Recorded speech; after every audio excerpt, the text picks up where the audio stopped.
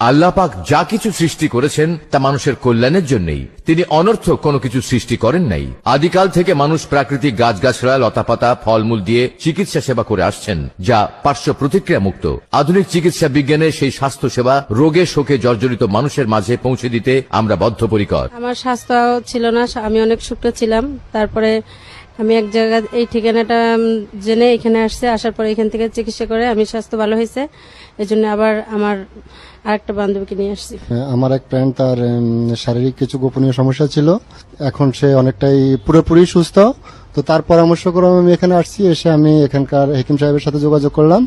উনি আমাকে কিছু ওষুধ দিল, আমি ওগুলা খাওয়ার পর এখন মোটামুটি সুস্থ। আজকে আমি হেকিম সাহেবের সাথে দেখা করতে এসেছি। মনে রাখবেন, চিকিৎসক যদি হয় অভিজ্ঞ আর ঔষধ যদি হয় নির্ভেজাল, তাহলে যে কোনো কঠিন রোগ থেকে মুক্তি পাওয়া যায়। তাই বাংলাদেশের শ্রেষ্ঠ অভিজ্ঞ চিকিৎসকের তত্ত্বাবধানে চিকিৎসা নিয়ে স্থায়ীভাবে জীবনযাপন করুন। আমাদের পার্শ্ববর্তী এলাকা অনেকেই বলে যে হার্বাল চিকিৎসা ভালো। আমি অনেকদিন যাবৎ পাইলসি রোগীতে ভুগতেছিলাম, এখানে আসছি, ওনারা ভালো হয়েছে।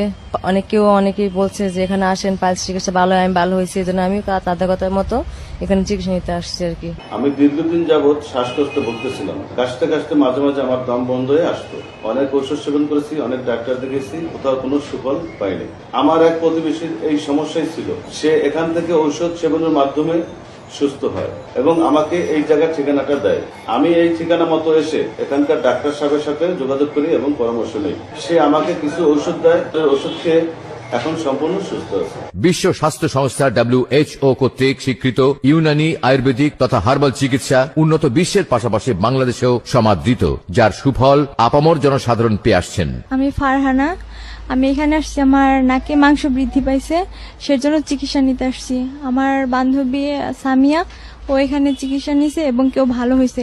এরপর ওর কাছ থেকে আমি এখানকার ঠিকানাটা নিয়ে আমি এখানে আসছি চিকিৎসা নিতে। ঘন ঘন প্রস্রাব, প্রস্রাবে জ্বালা পোড়া, প্রস্রাব ক্লিয়ার না হওয়া, স্বপ্নদোষ, নারী পুরুষের বিশেষ দুর্বলতা, অর্শ, গেজ, রক্ত আমাশয়, নাকের পলিপসে নাকের ভিতর মাংস বৃদ্ধি, ব্রণ, মেস্তা, কালো দাগ, অনিয়মিত ঋতুস্রাব, সাদা স্রাব, মাজা কোমরে ব্যথা, হাত পা জ্বালা, খাওয়ার অরুচি, নিদ্রাহীনতা, সন্তান ধারণে অক্ষমতা। এছাড়া নারী ও পুরুষের জটিল ও কঠিন রোগের সুচিকিৎসা করা হয়। তো কিছুদিন আগে বিদেশে যাওয়ার জন্য আমি টাকা জমা দেই, পরে মেডিকেল চেক আপে আমার জন্ডিস বি ভাইরাস ধরা পড়ে। তো কিছুদিন আগে আমার এক বন্ধু, সে বলল, দোস্ত তুমি সেখানে যাও, সেখানে গিয়ে চিকিৎসা নাও, ইনশাল্লাহ তুমি ভালো হবা। তো অনেকে এখান থেকে বিভিন্ন রোগের চিকিৎসা নিয়ে ভালো হয়েছে।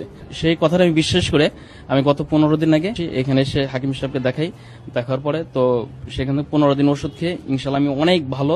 তো এখন আবার আজকে আসছি নতুন করে আর কিছু ওষুধ নেওয়ার জন্য।